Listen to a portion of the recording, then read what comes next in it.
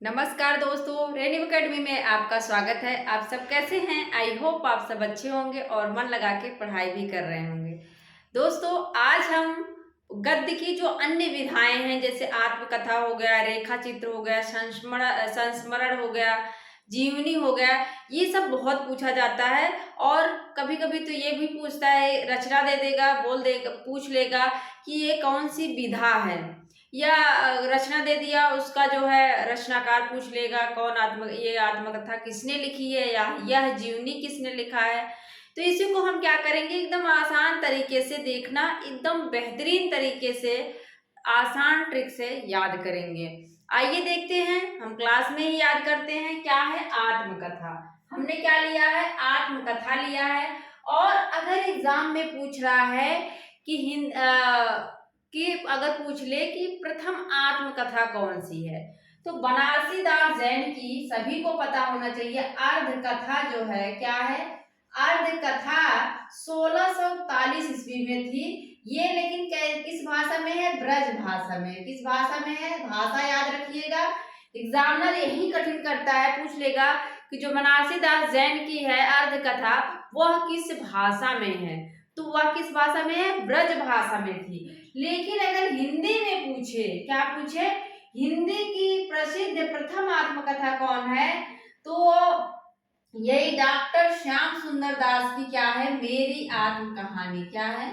मेरी आत्म कहानी, यही तो है। हाँ, डॉक्टर श्याम सुंदर दास की क्या है?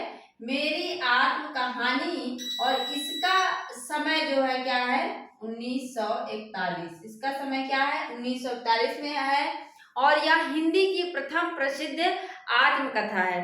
लेकिन अगर ऐसे पूछ ले कि प्रथम आत्मकथा कौन सी है, तो आप कहेंगे अर्ध कथा है, 1641 ईस्वी में, बनारसी दास जैन। किसकी है?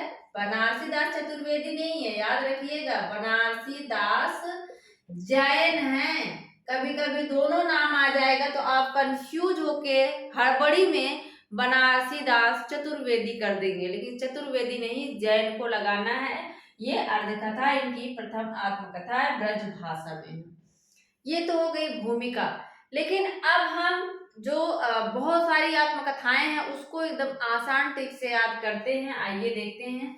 सत्यानंद अग्निहोत्री हैं, उनकी आत्मकथा है मुझमें देव जीवन का विकास। क्या है? मुझमें देव जीवन का विकास, सत्यानंद अग्निहोत्री। तो अब इनको कैसे याद रखें? देखो, देव जीवन का विकास कब होगा? जब आप अग्नि में क्या करोगे? होत्री मतलब जब उसमें अग्नि का जो हवन सामग्री होता है, जब उसमें डालोगे तो क्या होगा? तुम्हारे अंदर देव जीवन का विकास होगा। हमने तो ऐसे याद कर लिया था। जब आप अग्नि में होम करोगे, अग्निहोत्री, जब आप अग्नि में होम करोगे, अग्नि सामग्री डालोगे, तो आपके अंदर क्या होगा? आपके अंदर देव जीवन का विकास होगा। आपके अंदर क्या होगा? आपके अंदर अच्छे जो है गुण आएंगे, जो बुरे गुण रहते हैं वो क्या होते हैं? हवन के साथ नष्ट हो जाते हैं। तो अगर आप को याद करना है, एग्जाम में पूछ ले मुझमें देव जीवन का विकास किसकी रचना है, किसकी आत्मकथा है, तो याद आ जाना चाहिए कि अग्नि से क्या होता है? हमारे अंदर देव जीवन का विकास होता है, तो अग्निहोत्री का है। भाई परमानंद का है आप बीती, 1921 की रचना है आप बीती। देखो, बड़ा भाई क्या होता है? कहते हैं पिता समान होता है। बड़ा भाई क्या होता है? पिता समान होता है। हमारे ऊपर जो भी दुख तकलीफ होती है, हम अपनी आप बीती किससे बताते हैं? भाई परमानंद से। किससे बताते हैं? भाई से बताते हैं। भाई से अपने सारे कष्टों को हम शेयर करते हैं। तो वहीं से याद कर लिया था हमने। भाई परमानंद क्या है? इनकी आप बीती है। तो हम भाई से क्या करते हैं? अपनी सारी आप बीती बता देते हैं। ठीक है। इसके बाद है राम विलास शुक्ल। राम विलास शुक्ल का है मैं क्रांतिकारी कैसे बना। एक जो डॉक्टर रामविलास हैं वो अलग हैं। तो डॉक्टर रामविलास कैसे हैं? क्रांतिकारी ही हैं, समझ लो। वो क्या है? मार्क्सवादी हैं। मार्क्सवाद क्या कहता है कि वो सारे मजदूर एक हो जाओ। और ये सब क्या कहते हैं? जो शोषक वर्ग है, जो शोषण करते हैं, उसका विरोध करते हैं प्रगतिवाद में। तो क्रांतिकारी रामविलास कैसे हैं, वो नहीं है, ये अलग हैं, लेकिन आपको इन्हीं उन्हीं के नाम से लिंक कर लेना है। कैसे हैं वो, क्रांतिकारी हैं। रामविलास कैसे हैं, क्रांतिकारी हैं, ठीक है। भवानी दयाल सन्यासी, अब इनकी जो आत्मकथा है क्या है, प्रवासी की कहानी, 1939 ईस्वी। इसको कैसे याद रखें, इसको सन्यासी से याद कर लो। देखो जो सन्यासी होता है ना, वह प्रवास करता रहता है, कहीं इधर तो कहीं उधर, मतलब एक जगह वो टिकता नहीं, वह क्या करता है, वो प्रवास करता रहता है। तो प्रवासी की कहानी किसकी हो जाएगी, सन्यासी की। हमने ऐसे याद कर लिया था जब बचपन में मैं मतलब जब छोटी थी, तो एक सन्यासी जो है घर के चारों तरफ सब गांव जो है, गांव मेरा जो था उसके चारों तरफ घूमा करता था सुबह। तो वहीं से मैंने उस चीज को लिंक कर लिया था। जो सन्यासी था, जो संत था, सन्यासी था, साधु हुआ था, वो क्या करता था, प्रवास करता था, कभी इस गांव में घूमता था, कभी उस गांव में। तो वहीं से लिंक कर लिया था। सन्यासी क्या करते हैं, प्रवास करते हैं, तो प्रवासी की कहानी हो जाएगा। डॉक्टर श्याम सुंदर दास का है मेरी आत्म कहानी। श्याम सुंदर हमारे आत्मा में है, याद कर लो। श्याम सुंदर कैसे हैं, कहाँ हैं, कहाँ निवास करते हैं, हमारी आत्मा में, हमारे मन में श्याम सुंदर निवास करते हैं। तो मेरी आत्म कहानी अगर पूछता है किसकी है, 1941 ईस्वी में, जो हिंदी की प्रथम आत्मकथा भी मानी जाती है, तो डॉक्टर श्याम सुंदर दास की है। राहुल साकृत्यायन, राहुल साकृत्यायन आप सब जानते हैं कि कैसे हैं, घुमक्कड़ी इनको कहा जाता है, घूमने के लिए बहुत जाने जाते हैं, अथा तो घुमक्कड़ जिज्ञासा। बहुत सारे इन्होंने जो है यात्रा वृतांत लिखे हैं। चीन में कम्यून, बहुत सारे ऐसे हैं, यात्रावली। तो राहुल कैसे हैं, यात्रा बहुत करते हैं। तो मेरी जीवन यात्रा कौन लिखेगा, राहुल साकृत्यायन, याद कर लो। राहुल जी क्या करते हैं, बड़ी यात्रा करते हैं, बहुत यात्रा में इनका जो है रुझान था। तो आप क्या कहेंगे, मेरी जीवन यात्रा किसकी हो जाएगी, राहुल साकृत्यायन की। डॉक्टर राजेंद्र प्रसाद का क्या है, आत्मकथा, इनका इसी नाम से है, जो विधा है आत्मकथा, इसी नाम से डॉक्टर राजेंद्र प्रसाद की रचना भी है।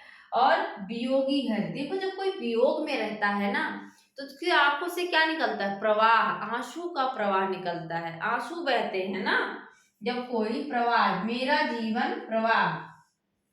48 में है, जब कोई वियोग में हो, कोई दुख हो, तकलीफ हो, तो क्या होता है, उसके आंखों से प्रवाह बहता है, आंसुओं का प्रवाह बहता है। तो मेरा जीवन प्रवाह किसकी रचना हो जाएगी, वियोगी घर की, क्योंकि प्रवाह कब निकलता है, जब हम वियोग में होते हैं, ठीक है। इसके बाद है अंबिका दत्त व्यास, उनका है निज वृतांत, पूछ सकता है, कभी कभी छिटपुट रचनाएं भी पूछ लेता है, तो आप लोग इस पे भी ध्यान देंगे। देखो जब अंबिका मतलब जब हम माँ अम्बे के सामने जाते हैं, जब हमें कोई तकलीफ रहती है, तो अपने निज वृतांत को बताते हैं। निज मतलब स्वयं, ये नहीं कि जो दूसरे की बातें कर रहे हैं, हमारे ऊपर जो दुख तकलीफ पड़ रही है, उसे हम अपना निज वृतांत किससे बताते हैं, अम्बे माँ से बताते हैं, अर्थात अंबिका दत्त व्यास, ठीक है, अंबिका दत्त व्यास। और इसके बाद क्या है, मूलचंद्र अग्रवाल, कौन है, मूलचंद्र अग्रवाल का है एक पत्रकार की आत्मकथा। पत्रकार, देखो पत्रकार कैसा होना चाहिए, जो मूल बातों को बताए। पत्रकार कैसा होना चाहिए, जो मूल बातों को बताए ना, मूलचंद मतलब जो मूल बात को बताए, मौलिक बात को बताए, ना कि अपनी जो है व्यूज के लिए या जो है फेमस होने के लिए गलत चीजों को वो बताए। पत्रकार वो होना चाहिए, एक पत्रकार की आत्मकथा मतलब पत्रकार वो होना चाहिए जो मूल बात को बताए। तो पत्रकार वाला मूल चंद अग्रवाल हो जाएगा, ठीक है। एकदम आसान है दोस्तों, आप सब भी ट्रिक बना सकते हैं। अगर आप ऐसे याद करेंगे ना, तो चीजें टिकी रहेंगी, भूलेगा नहीं। एक बार फिर से फटाफट देखो, जब आप अग्नि करते हो, अग्नि हवन करते हो, तो आपके अंदर देव जीवन का विकास होता है। और अपने भाई से क्या बताते हो, अपनी आप बीती बताते हो, आपके ऊपर जो बीती रहे।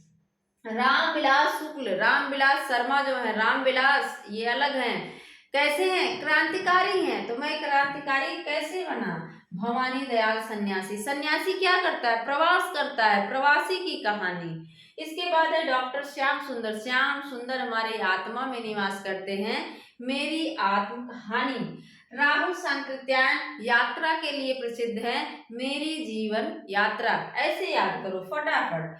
इसके बाद है डॉक्टर राजेंद्र प्रसाद, तो उनका आत्मकथा नाम से ही है। और वियोग में हम क्या करते हैं, आंसू प्रवाह बन के निकलते हैं, तो मेरा जीवन प्रवाह किसका है, वियोगी हरि का है। अंबिका के सामने जाके हम अपना निज वृतांत कहते हैं, ठीक है। और पत्रकार क्या करता है, मूल बातों को छापना चाहिए पत्रकार को, तो मूल चंद्र अग्रवाल की कौन सी आत्मकथा है, एक पत्रकार की आत्मकथा। तो मुझे लगता है दोस्तों आप लोगों को ये सारी आत्मकथाएं याद हो गई होंगी। ऐसी वीडियो आपको देते रहेंगे, उसके लिए आप चैनल को सब्सक्राइब कर लीजिएगा, लाइक कर दीजिएगा, शेयर कर दीजिएगा। मिलते हैं अगले वीडियो में। Thank you.